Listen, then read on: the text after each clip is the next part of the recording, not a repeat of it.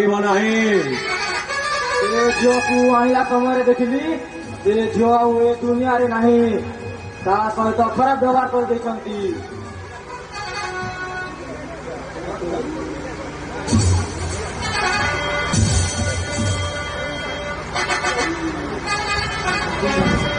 ରାଜକୁନ୍ଦ୍ର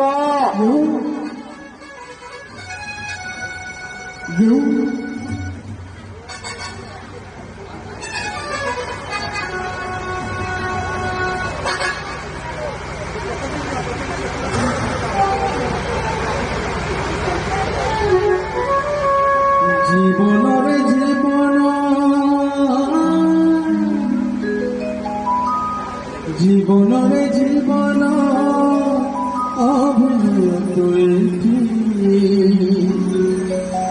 পলকে বদলে পরিচয় নিজর এটি।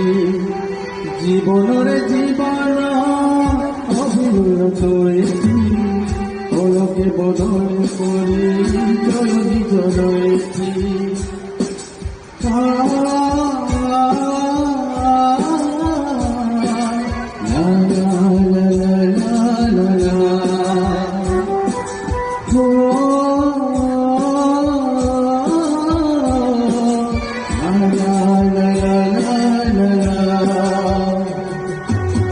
জীবনের জীবন অভিনয় তৈরি, পলকে বদলে পরিচয় নিজ রয়েছি। জীবনের জীবন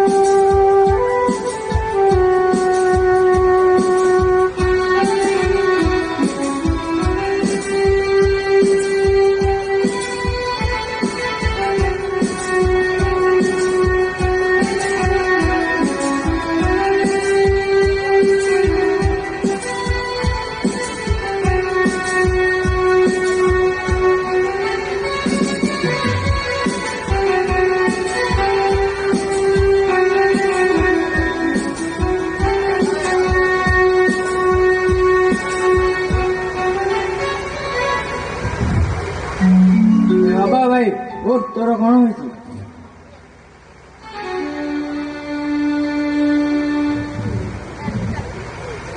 ତୋର କଣ ହେଇଛି?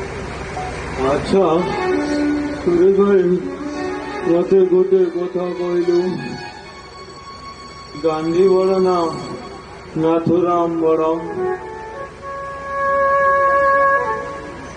ତୁ ମତେ ଗୋଟେ ପ୍ରଶ୍ନର ଉତ୍ତର ଦେବୁ। ରମାଦେବୀ ବଡ ନା ରାଣୀପଣ୍ଡା ବଡ? ରମାଦେବୀ ବଡ। ଏଇ ରାସ୍ତାରେ ଯାଉଥିବା ସମସ୍ତଙ୍କୁ ପଚାରିବ, ରମାଦେବୀ କିଏ ଜଣା ନଥିବ, କିନ୍ତୁ ରାଣୀପଣ୍ଡା କହିଲେ ସମସ୍ତେ ହାତ ଟିକିବେ। ଏ ଦୁନିଆରେ ବଞ୍ଚେଇବା ବାଲା ଠାରୁ ମାରିବା ବାଲା ହିଁ ବଡ। ନାଥୁରାମ ବଡ। ମୁଁ ଦିନେ ମଦ ପିଇ ରସୁଲଗଡ଼ ଛକ ରାସ୍ତା କଡ଼ରେ ପଡ଼ିଥାଏ। ଆଖି ଖୋଲି ଦେଖେ ତ କୁକୁର ଛୁଆ ଗୁଡାକ କାଲୁ କାଲୁ ହୋଇ ବୁଲୁଛନ୍ତି। ତା ମା ଆକ୍ସିଡେଣ୍ଟ ହୋଇ ପଡିଛି, ତା ମା ଠାରୁ ସେମାନେ କ୍ଷୀର ଖାଉଛନ୍ତି। ମା ମରିଯାଇଛି, କିନ୍ତୁ ମା ପ୍ରତି ଥିବା କର୍ତ୍ତବ୍ୟ ସେ ଭୁଲି ନାହିଁ, ତାହାକୁ ମୁଁ କହନ୍ତି ମା।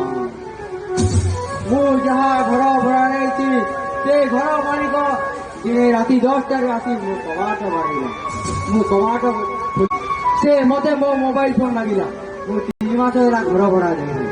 ମୁଁ ଭାବୁଥିଲି ମୋ ମୋବାଇଲ ଫୋନ ବୋଧେ ମିଳିବ, କିନ୍ତୁ ମୁଁ ପଚାରିଲି ମୋବାଇଲ ଫୋନ କଣ କରିବ? ମୋ ମୋବାଇଲ ଫୋନ ରିଚାର୍ଜ ନାହିଁ। ସେ କହିଲା ତା ପୁଅ ବୋଧେ ହଷ୍ଟେଲରେ ରହେ। ସେ କହିଲା ମୋ ପୁଅ ଖଟରୁ ଗଳି ପଡେ। ମୁଁ ମୋ ପୁଅକୁ ଫୋନ କରି କହିଲି ସେ କାନ୍ଥକୁ ଆଉଯାଇ ଶୋଇବ, ତାହାକୁ ହିଁ କହନ୍ତି ବାପା। ଆଚ୍ଛା ସୁରେଶ ଭାଇ,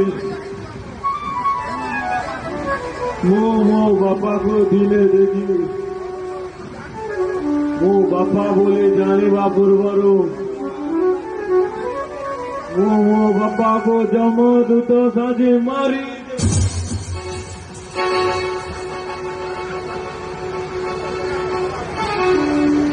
ଆଚ୍ଛା ମୋ ମା ବି ଜାଣି ନାହିଁ ଯେ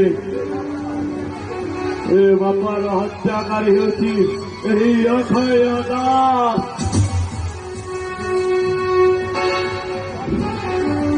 ମୁଁ ଏ ହତ୍ୟାକାରୀର ସଂଜ୍ଞା ନେଇ ଆଉ ଏ ଦୁନିଆରେ ବଞ୍ଚିବାକୁ ଚାହୁଁନି। କେତେ ଖୁସି ଥିଲେ ମୋ ମା ବାପା।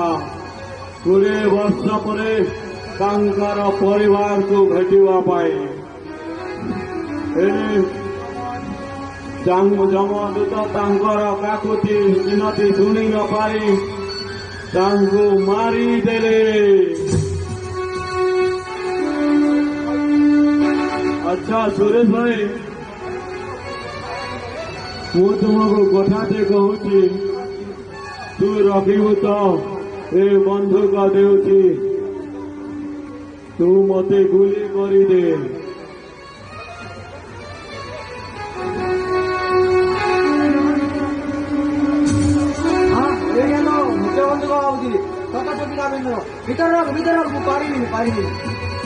ମୁଁ ଯାଉଛି এই ট্রেন লাইনে মরি পড়ি।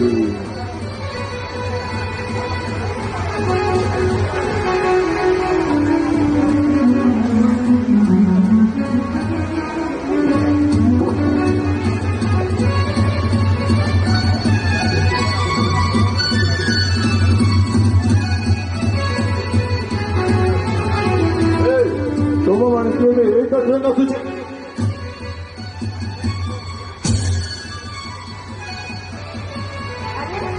ତମେ ତ ମରିଲା ମନା, ତମେ ନାଥୁରାମଙ୍କୁ ଗାନ୍ଧୀ ହେଇଗଲ। ମୁଁ ବଦଳି ଗଲି। ଏହା କେବଳ ଉପହାସ ହେଇପାରେ, ଏହା ବାସ୍ତବ ନାହିଁ। ଗାନ୍ଧୀ କହୁଥିଲେ ଗୋଟିଏ ଗାଲରେ ଚାପୁଡା ମାରିଲେ ଆଉ ଗୋଟିଏ ଗାଲ ଦେଖାଇ ଦେବାକୁ। ମତେ ପରୀକ୍ଷା କରିକି ଦେଖ, ମୁଁ ତୁମକୁ କିଛି କରିବି ନାହିଁ। ସିଂହ କେବେ ମାଂସ କିଆ ଛାଡ଼ି ଭାତ ଖାଏ? ଗାନ୍ଧୀ କହୁଥିଲେ ରାମ ରାମ ଶବ୍ଦରୁ ମରା ମରା ଶବ୍ଦ ଉଚ୍ଚାରଣ ହୋଇଗଲା।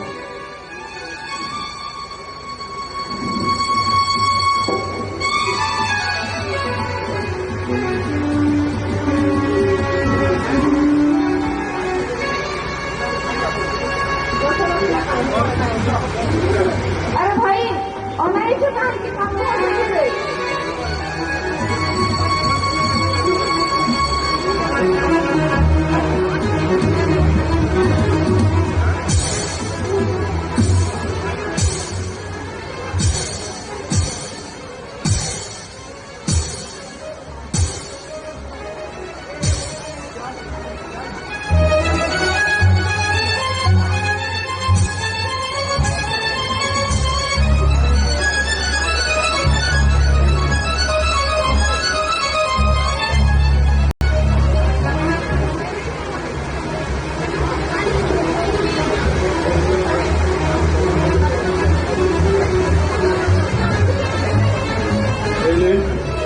ତମେ କଣ ମତେ କ୍ଷମା କରିଦେଲ?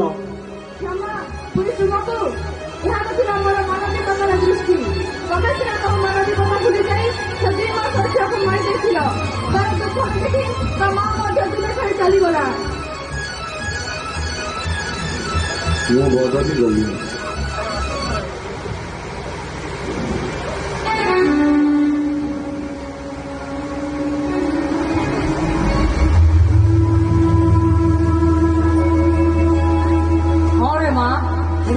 ବଦଳି ଯାଇଛି। ସବୁଦିନ ସନ୍ଧ୍ୟାରେ ରଘୁପତି ରାଘବ ରାଜା ଜ୍ଞାନ କରୁଛି। ଏବେ ଗାନ୍ଧୀ ଭୂମିକାରୁ ନାଥୁରାମ ଭୂମିକାରୁ ଗାନ୍ଧୀ ହୋଇଯାଇଛି।